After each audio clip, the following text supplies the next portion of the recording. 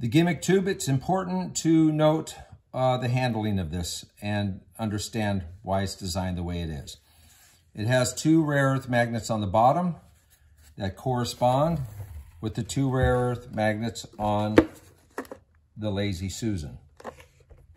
So you're going to basically get an idea where they're at, the alignment of them, match the Lazy Susan up to that, drop it in and make sure they lock in on center.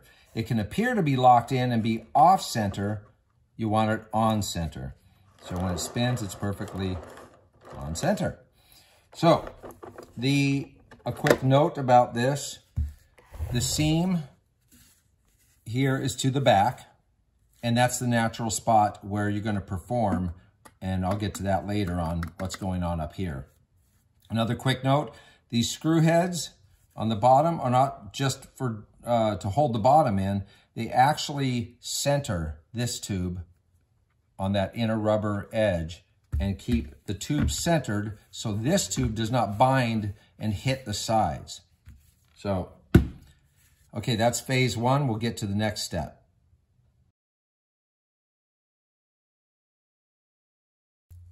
The simulated gooey gum strands that are during the routine where you're stretching the gum are made of 260 Qualtex balloons, and they're just tied in a knot at each end.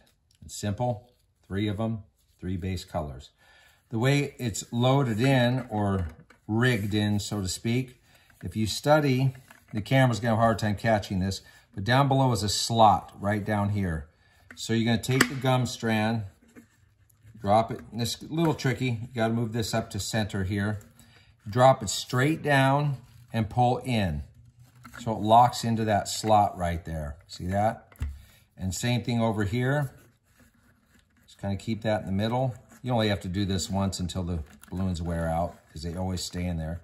Drop it down, pull it in towards the middle. You're locked in.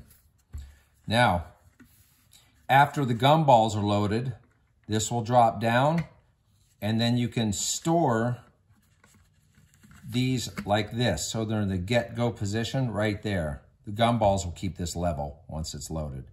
And that's the get ready position. And I'll show that later in another phase.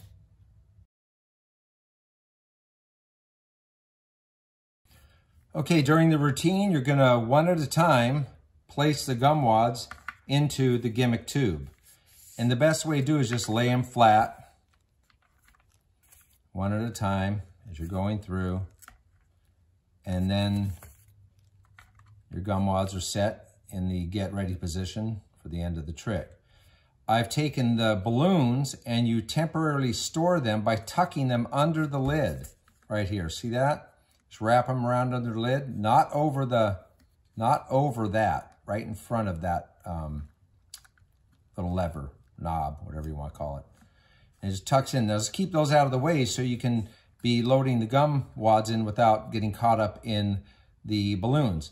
So when you're ready to do the stretchy balloon gag, you can just pull up on this a little bit and bring them out. Now I like to hook them over different fingers like this. See that? That way, when you do the stretch, you can go left, right, give them twists, and you get all these different effects with it. It keeps them nice and apart. Give it a nice twist. It's a great move right there. And then when you're ready to close it all up, you tuck this down like so, right off your fingers, pull back on this, and the magnet will catch, locking this together. So when you dump these gum wads out, all your other gimmicks won't fall out. An additional note that may seem obvious, but when you're doing the stretchy effect, you're going to be pressing down on the gimmicked black art tube so it doesn't pull up and out, obviously. So with your left hand, you're going to press down and then do the stretch. That's important. Okay, you've been supplied a little squeaker gimmick. You can choose to use this or not. Essentially, you can keep it stashed in here and then pick it up when you're fumbling around with the balloons and then get it into basically a finger palm position right here off these 2 fingers. Now, when you grab for the gum strands, you're going to keep it pinched with your pinky finger temporarily. So when you grab the gum strands, you'll have it just stashed there, and then you just kind of index them into your fingers like so. And when you pull up, just squeak.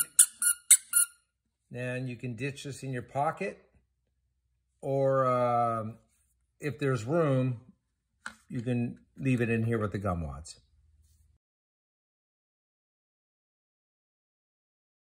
Loading the gumballs or any type of candy you want, as long as it's 1 inch diameter or bigger. If it's smaller, it'll fall through the holes in the faceplate. I like the double bubble type with the wrapping.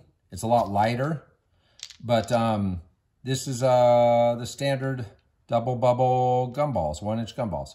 Anyways, it's rather easy. We're gonna have that flipped over and caught on the magnet, and there's the open chamber. So just scoop in a handful like so, let them trickle in, let them trickle in, give it a shake to let them settle in. Give it a shake. Give it a shake.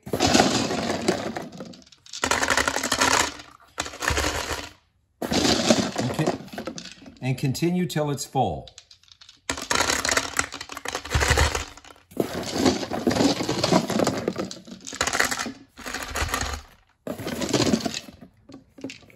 Okay, near the end is where we're going to release the trap and see if it still goes level.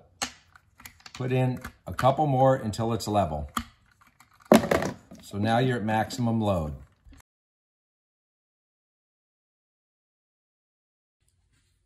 Okay, when you're ready to reveal the candy and do the dump, you're going to reach down with your right hand, if you're right-handed, and pinch the two tubes together with the gum, the candy, whatever it may be, turn to the back side so you can get a good grip on it, okay?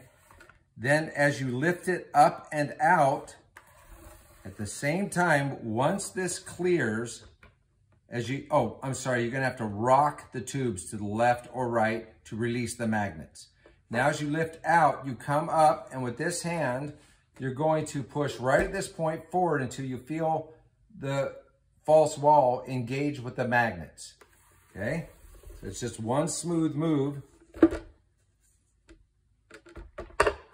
Gonna rock it, break the magnets free, lift up and out, and engage the magnets. Done. Now, you're going to put your hand underneath the tubes, of course. Now, you want to just kind of keep your hand on top here.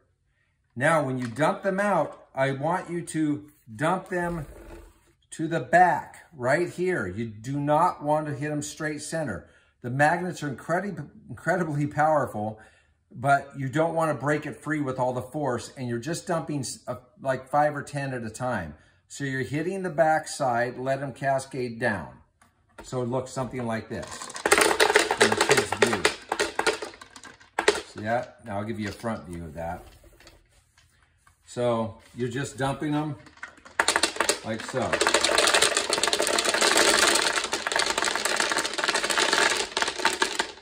Now, when you hit that peak amount, oh, there's an extra one there. Now you can set it down, and I just kind of gently lift up some of the back ones and push up, and it appears to fill it that much more.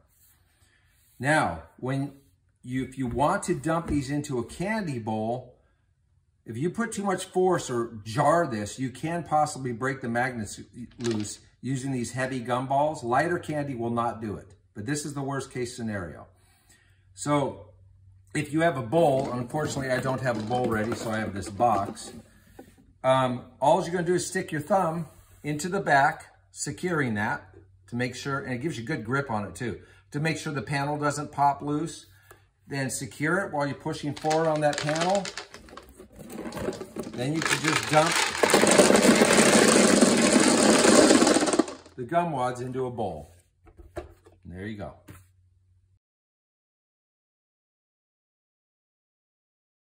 There are countless modifications and innovations we've done to the ABC, but the Lazy Susan, adding this feature in, adds such more of a visual dynamic, and it also creates more of an effect like this machine is doing something while you're cranking the handle and spinning the tube. So it's a very simple operation. At the back, at the bottom, you'll see a round disc here that you're just catching with the edge of your thumb and spinning. You get a good spin on it, it can go about a revolution and a half to 2, depending on your spin. So there's a good spin right there. So you go 1, 2, cranking this thing. So you just keep it moving. Anyways, very simple in operation. There you go. One of the greatest aspects of this new design is the removable faceplate. And why is that? So we can change the theme of the trick to like Halloween, Christmas, etc. Now we are going to be making more faceplates. They're not available at this time, but I should have some previews up online of what they'll look like. And if you're watching this video later on in the year, then they're already available. So anyways, how does it work? On the back is a long tab. See that? That slips over the face. So you're going to bring that up and over the face first, dropping down. Now you're checking this lower tab. Let me rewind here. See this tab here? This little shape. That drops into the slot, keeping it registered this way and left and right. So once again, over the top, it goes about halfway over. Now look at your tab, line it up, it drops in. Then you hit the locks, which are right here. Hopefully the camera's going to catch us all in one shot. Those spin over into slots and lock them in. If it catches a little bit, sometimes you may have to lift up on one side or the other just a fraction of an inch and slide them in. Now it is completely locked in place and will go nowhere. You can transport it like this, whatever you want. So I will get back to you in the future through the website, updating the faceplates that will be available.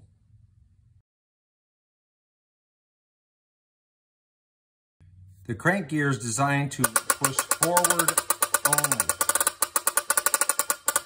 If it starts to lose a bit of its snap, which means it's eventually bending forward a little bit, you can reverse it to bend it back into shape. Now, when you grab onto the gear, not like this, because you may hit your knuckles into the gear below or here, you're just grabbing like this. Just that's your grip right there. That's it.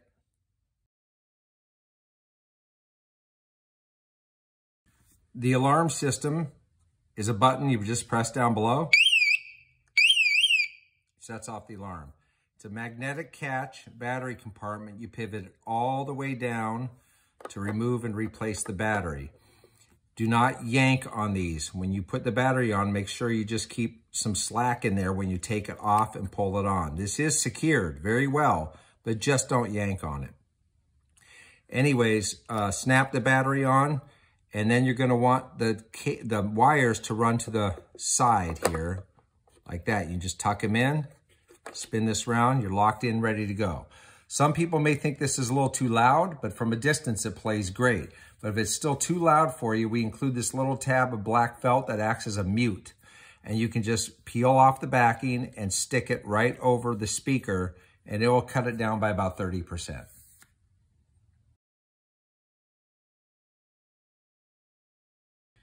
The faceplate has been removed to explain the magnetic trap gimmick. What this does is it decreases the volume by 50% within the chamber, so when you load in the gumballs, it appears like it's full, because there's no way that tube of gumballs could fill this amount of volume. So all it is a simple hole in the back, right here, that you press with your thumb, like so. As you extract the tubes together, you're pressing this in with your left hand at the same time until you feel it lock into place on the magnets, which is right here. Let me get that in camera, just like that. Now, to reset it, you just reach in and push near the bottom and break the magnets away. We'll cover other details about the trap and the handling later.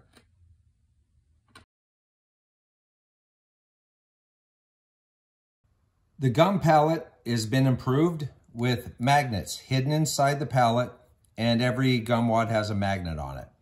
Here are your basic locations, and you can get to learn those pretty easy. But if you think you may struggle with that during the performance, you can take a pencil and put a slight little mark on the center of the magnet and know where it goes. So that's basically it.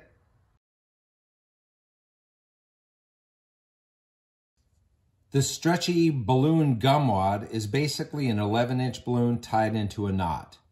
You want this part, the end of the balloon, to hang out just a little bit, and maybe even put a little dab of super glue down in there so it doesn't come untied.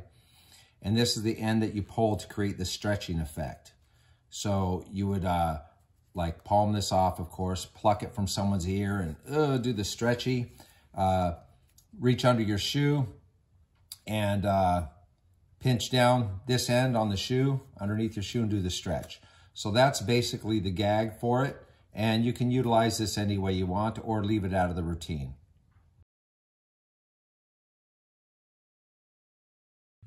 Cleaning the ABC Gumball Recombobulator, or pretty much any of our props, it's most important to get a brand new used 2-inch painter brush with a short handle. That way it can store in your case and ready to go, but not used, brand new.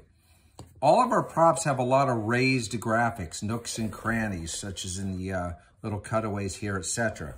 So if you happen to have it on display or over time it gets dusty, you're just taking the brush and dusting out the areas, down in the gaps, cracks, etc. If you get spots on it, little whatever it may be, you can use Windex and a paper towel to just clean up the little spotty areas that may have got dirty. Other than that, we are dealing with the black art. So with this trick in particular, the black art's critical that you keep these walls clean. Once again, the brush, you're going to just come up and sweep upwards like this and clean off the dust.